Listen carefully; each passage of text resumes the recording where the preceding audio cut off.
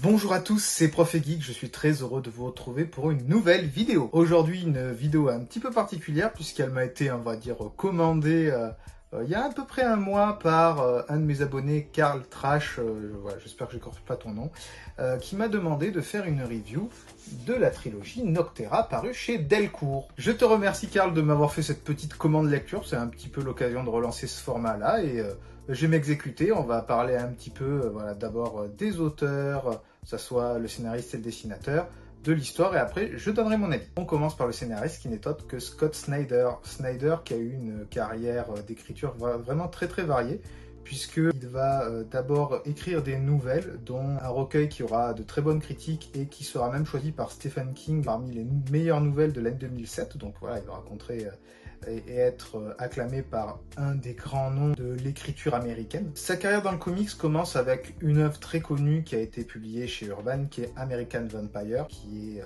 édité aux États-Unis par DC Comics dans la collection Vertigo. Stephen King va d'ailleurs travailler avec Snyder justement à l'écriture de ce comics pour faciliter l'accueil de la série par DC. Avant qu'American Vampire ne sorte, Scott Snyder va écrire quelques histoires pour Marvel Comics. Son premier comics publié est donc une aventure de Human Torch, la torche humaine des 4 Fantastiques. Il aura ensuite une mini-série Iron Man noir avant de pouvoir être enfin édité chez DC, puisqu'en 2010 sort enfin American Vampire. Par la suite, DC va le solliciter dans son univers principal et il va choisir Batman avec le fameux Batman New 52 qui va beaucoup marquer notamment par La Cour des Hiboux et La Nuit des Hiboux, qui seront les 2 premiers tomes de cette série-là. Il enchaînera comme scénariste sur Detective Comics, sur du Swamp Thing avec Jim Lee, notamment au dessin, ce qui est quand même plutôt pas mal. Il fera Superman Unchained. Il aura d'autres titres comme par exemple Batman The Last Night on Earth qui est dans le Black Label. Au dessin, il est accompagné par Tony S. Daniel qui va commencer sa carrière de dessinateur pour Comico sur une série qui s'appelle The Elementals. En parallèle, il va commencer à envoyer des dessins dans les grandes maisons d'édition, notamment chez Marvel Comics, et il sera récompensé puisque on va lui demander de réaliser des dessins pour l'annual de X-Force. Marvel va continuer à lui donner du travail sur la série régulière X-Force sur laquelle il va travailler pendant plusieurs années. Il ira ensuite travailler avec Todd McFarlane sur Spawn Bloodfud chez Image Comics. Il va même créer sa propre série The Tenth. Cette dernière aura un très bon succès aux États-Unis et c'est ensuite qu'il va aller chez DC Comics où il va travailler sur Teen Titan avec Geoff Johns et va enchaîner avec des épisodes de The Flash, puis Batman scénarisé par Grant Morrison. Mais l'œuvre qui nous intéresse ici, c'est Noctera avec le tome 1 qui est sorti chez l'éditeur Delcourt. L'œuvre raconte l'histoire de la Terre qui est plongée dans l'obscurité depuis quelques années. Voilà, le soleil a été complètement masqué, voilé par une espèce d'éclipse et n'est jamais revenu pour les gens. Et du coup, l'obscurité s'est mise sur le monde. Et dans cette obscurité, les gens et les animaux et les végétaux mutent. Donc on a besoin de sources de lumière pour se protéger et surtout également d'armes pour se protéger des monstres qui essayent de manger les gens qui vivent là. On a l'héroïne qui est ici, qui se nomme Val, qui est une transporteuse en fait. Elle a un camion blindé de LED partout qui sert à transporter, à faire des convois entre les grandes cités américaines qui résistent à l'obscurité.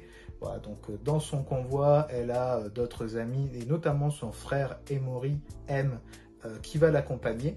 Et elle va être chargée de passer, alors ça peut être de la nourriture, des batteries, mais ça peut être également des gens. Au cours d'un de ces voyages, une jeune fille et son grand-père font partie de ce convoi et doivent être amenés à un endroit très précis parce qu'ils ont de choses très importantes qui pourraient changer la face de l'humanité.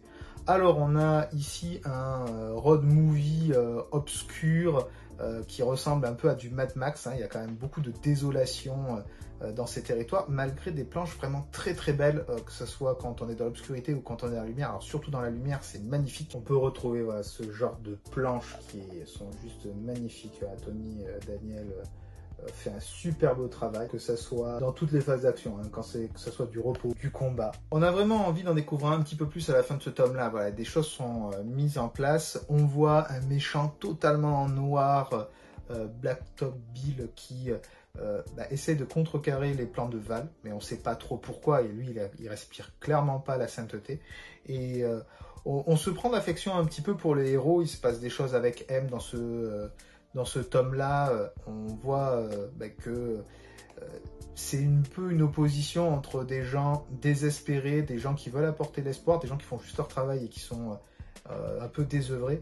On est vraiment dans un road trip, vraiment comme je disais à la Mad Max, qui est vraiment très intéressant. C'est pas le scénario de l'année, mais c'est assez prenant et c'est une bonne découverte sur ce tome-là. On arrive ensuite au tome 2 où là il y a un tournant qui est fait. On est toujours voilà, dans le fait du voyage, le thème du voyage, puisque le groupe, le convoi de Val, Sundogs, cherche le lieu qu'on appelle Eos, où il y aurait eu le problème qui a fait que le soleil reste masqué et que la nuit est perpétuelle sur le monde. Il y a quand même un changement au niveau de l'écriture. Hein. Là, on est sur une narration qui est faite par un autre personnage secondaire qui va même mettre quelques métaphores plus ou moins mathématiques. Là, on a vraiment un petit souci vraiment de temps en temps dans la narration. Il y a des moments où c'est un peu lourdingue.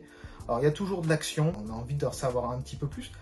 Blacktop Bill, que l'on voit ici sur la couverture, prend un peu plus d'importance, donc on apprend à le découvrir. Il y a d'ailleurs une histoire sur lui qui nous permet d'en apprendre un petit peu plus sur ses origines, donc c'est intéressant.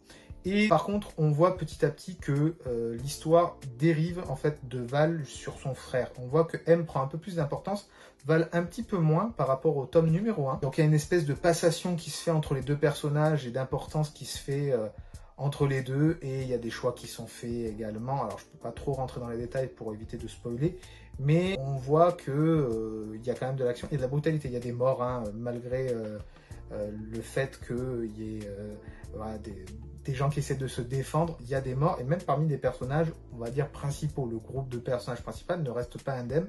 C'est une œuvre où il y a quand même du sang et il y a des morts, donc ça c'est quand même, ça change un petit peu voilà, de se dire, vous voyez, c'est un monde de héros, on n'est pas dans Batman où Batman sauve tout le monde. Là, il y a des morts, c'est fait exprès, c'est un univers qui est ultra sombre, qui fait réfléchir. Il y a quand même un côté, on apprend qu'il y a une entité qui essaye voilà, de profiter de cette obscurité pour mettre sa main dessus et éradiquer l'humanité.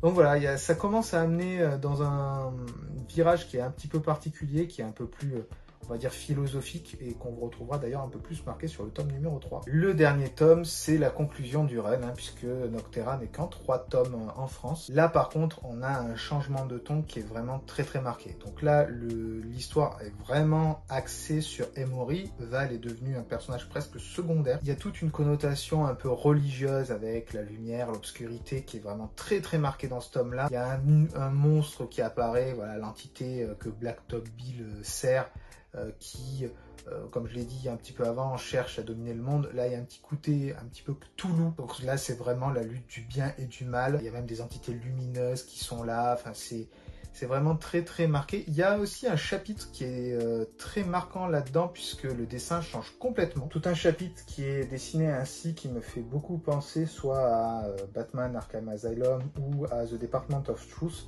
enfin, qui amène un malaise, un truc très psychédélique. C'est qu'un chapitre, hein, mais moi il m'a marqué celui-là, j'avoue. On arrive donc à la conclusion sur Noctera. Est-ce que c'est un run que je conseille? Plutôt. Alors pas en première lecture pour un jeune débutant, c'est sûr, pour quelqu'un qui veut voilà, avoir un peu d'action, de la réflexion, voilà, un peu de recherche. Alors pourquoi pas, il y a plusieurs niveaux de lecture, hein, c'est pas juste que du Mad Max avec point A, point B, pan et on sauve les gens. Il y a un petit peu plus, il y a un côté un peu cauchemardesque, avec voilà, toute cette obscurité qui fait muter. Voilà, si tu es dans l'obscurité trop longtemps, tu mutes. Même les gens voilà, tombent un peu malades et vont muter, vont essayer de tuer d'autres gens. Enfin, il y a un petit côté un peu zombie-esque, un peu sale qui apparaît. Et le dessin le retransmet plutôt bien d'ailleurs, hein. Franchement, Tony S. Daniel, c'était un très très bon artiste. Heureusement qu'il n'y a que 3 tomes, j'ai envie de vous dire. C'est un run qui est à lire au moins une fois. Moi j'ai vraiment bien aimé. Je le relirai pas de sitôt, c'est sûr. Mais c'est quelque chose que je vais conserver dans ma Comixothèque. Voilà Karl, je t'ai fait une petite commande lecture sur Noctera comme je te l'avais promis. Alors il y a un bon mois, hein, ça a pris un peu de temps, j'en suis désolé.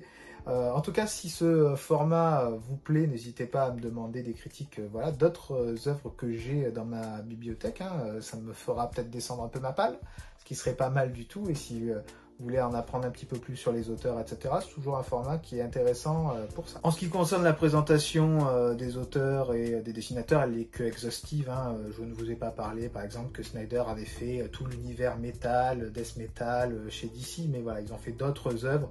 C'est vraiment une petite sélection, voilà, pour marquer certains titres plus que d'autres. J'espère en tout cas que ce format vous aura plu. N'hésitez pas en tout cas à vous abonner à la chaîne, à mettre le pouce qui fait toujours plaisir, les commentaires pour interagir les uns avec les autres. C'est toujours génial d'avoir vos retours. J'espère que le format vous plaît, qu'on en refera d'autres. Hein. Donc il commence à y avoir quelques petits formats qui apparaissent sur la chaîne. Il n'y a que quelques épisodes dans chacun, avec les couvertures, avec celui-ci, la commande lecture, ou avec le choix de ma prochaine lecture. C'est des vidéos que j'aime bien faire. Alors celle-ci demande un petit peu plus de travail de recherche par rapport aux autres, mais voilà, j'aime bien les faire en tout cas. J'espère que ça vous plaît. N'hésitez pas à me faire un retour et à passer des commandes. C'était Prof et Geek, je suis très content d'avoir fait un petit bout de chemin avec vous dans ce multivers de la pop culture. On se retrouve très bientôt pour une prochaine vidéo. Ciao ciao!